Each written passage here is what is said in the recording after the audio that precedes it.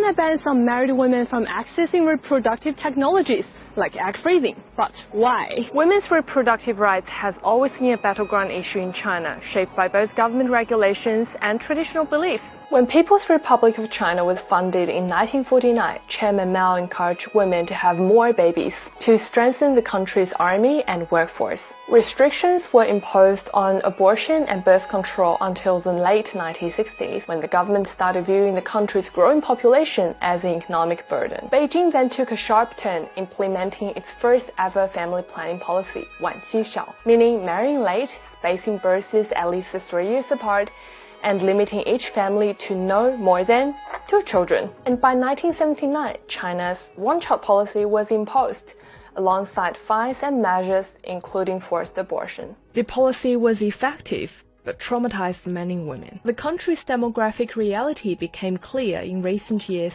as concerns over the nation's aging population have been growing. Beijing then allowed couples to have 2 children in 2015 and 3 children in 2021. But access to reproductive services remained limited to married heterosexual couples. These rules are forcing many Chinese women to take matters into their own hands.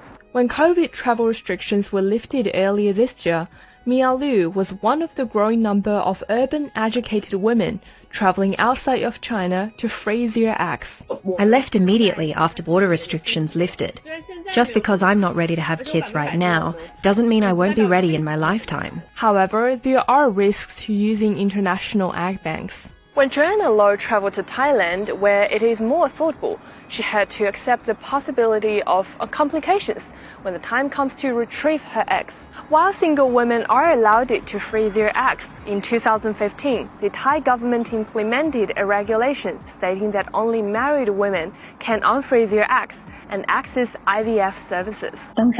Right now, I just want this egg freezing done. There's no way to plan for the future because it's full of more unknowns. Maybe there will be more support for unmarried women to have children, and I might not have to go through these headaches. Young, educated and urban Chinese women have become increasingly aware of their own rights and are fighting for reproductive autonomy. Last month, Teresa Xu, a 35-year-old freelancing writer in China, filed her last appeal to a Beijing court, suing the city's public hospital for denying egg freezing to her because she's unmarried. The outcome of her appeal is yet to be announced, but for now, there's no indication Beijing is ready to make any changes.